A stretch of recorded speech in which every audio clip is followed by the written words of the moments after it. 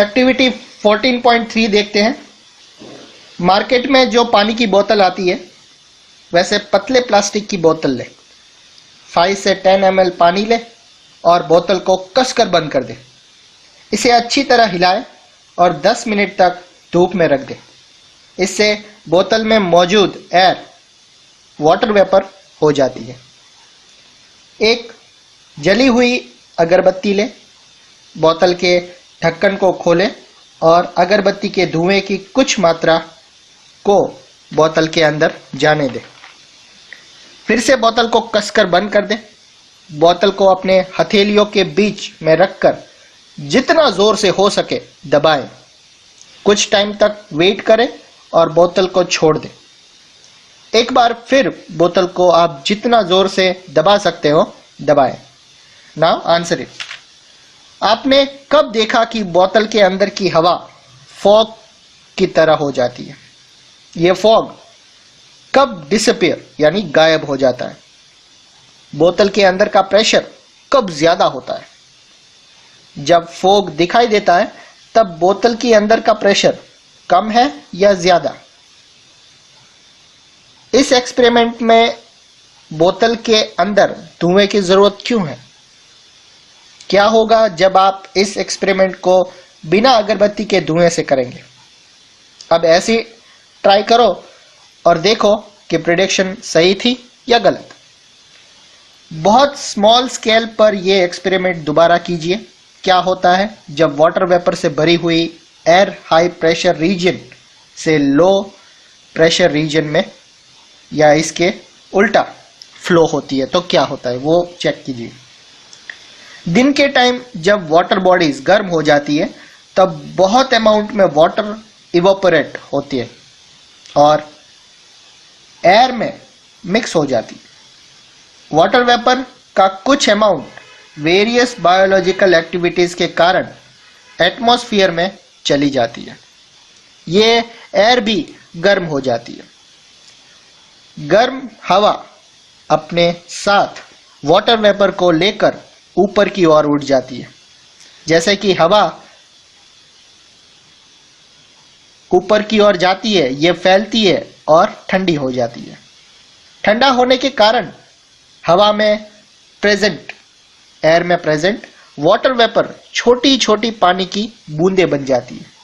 Water का ये condensation जो होता है, अगर ड्रॉप्स न्यूक्लियस की तरह एक्ट करे तो ये अपने चारों ओर बूंदों को जमा होने देते हैं।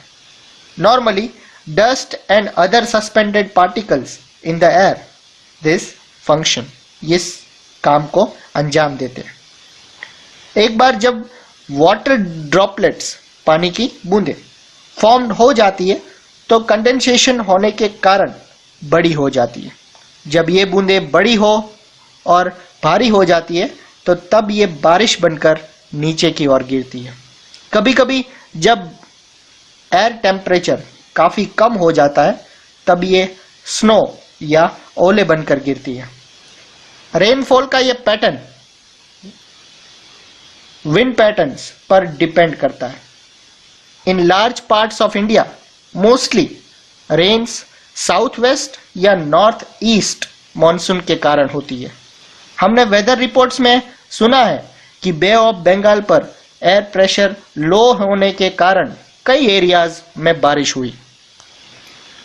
फिगर 14.2 देखते हैं। Satellite picture showing clouds over India. अब एक्टिविटी 14.4, पूरे देश में होने वाली बारिश के पैटर्न के बारे में न्यूज़पेपर्स या टीवी के माध्यम से वेदर रिपोर्ट की जानकारी कलेक्ट करें।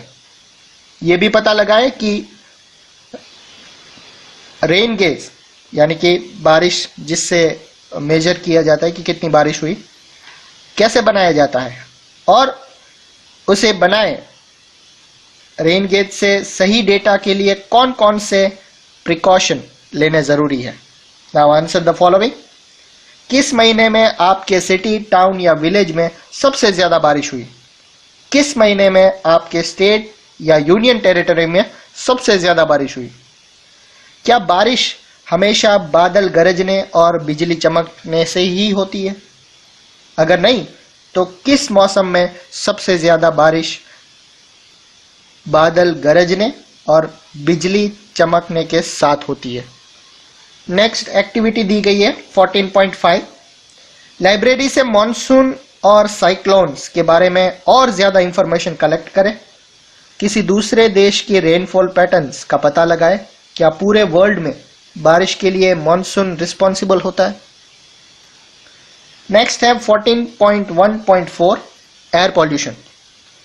हम न्यूज में सुनते हैं कि नाइट्रोजन और सल्फर के ऑक्साइड का लेवल बढ़ रहा है। लोग दुखी होते हैं कि उनके बचपन से लेकर अभी तक एयर की क्वालिटी में कमी आ गई है। अब वो एयर पहले जैसी नहीं रही फ्रेश। एयर की क्वालिटी कैसे अफेक्ट करती है और इस क्वालिटी में आए चेंज हमें और दूसरे लाइफ फॉर्म को किस तरह से अफेक्ट करते हैं, वो देखते हैं। फॉसिल फ्यूल्स जैसे कोयला और पेट्रोलियम में नाइट्रोजन और सल्फर की बहुत कम मात्रा होती है, बहुत स्मॉल अमाउंट। जब ये फ्यूल जलते हैं तब नाइट्रोजन और सल्फर भी उसके साथ जलते हैं और ये नाइट्रोजन और सल्फर के डिफरेंट ऑक्साइड प्रोड्यूस करते हैं। इन गैसेस का सिर्फ सांस के रूप में लेना ही खतरनाक नहीं है, बल्कि ये बारिश के पानी में मिलकर एसिड रेन भी करती है। फॉसिल फ्यूल्स को जलाना एयर में सस्पेंडेड पार्टिकल्स के अमाउंट को भी बढ़ा देता है। ये सस्पेंडेड पार्टिकल बिना जले कार्बन पार्टिकल्स या सस्पेंडेंस सब्सटेंस कोई भी चीज हो सकते हैं, जिन्हें हाइड्रोकार्बन कहा जाता है। इन सभी पॉल्यूटेंट्स का हाई लेवल विजिबिलिटी को कम करती है, स्पेशली सर्दी के मौसम में जब पानी भी एयर के साथ कंडेंस होता है। इसे स्मोक, कोहरा कहते हैं और ये एयर पोल्यूशन की ओर इंडिकेशन देते हैं। स्टडीज से पता चला है कि इन सब्सटेंस वाली एयर में सांस यानी कि ब्रीदिंग लेने से कैंसर, हार्ट डिजीज या एलर्जी जैसी बीमारियां होने के चांसेस ज्यादा हो जाते हैं। एयर में इन सब्सटेंस, हार्मफुल सब्सटेंस की इंक्रीज को एयर पोल्यूशन कहते हैं। नेक्स्ट एक्टिविटी है 14.6। लाइकेन नाम का ऑर्गेनिज्म, जीव, एयर में मौजूद सल्फर डाइऑक्साइड के लेवल के प्रति बहुत सेंसिटिव होता है, जैसा कि सेक्शन 7.3.3 में बताया जा चुका है। ये पेड़ों की छालों पर पतले हरे और सफेद रंग की परत में पाए जाते हैं। यदि आपके आसपास पेड़ों पर लाइकेन है तो उसे आप देख सकते हैं।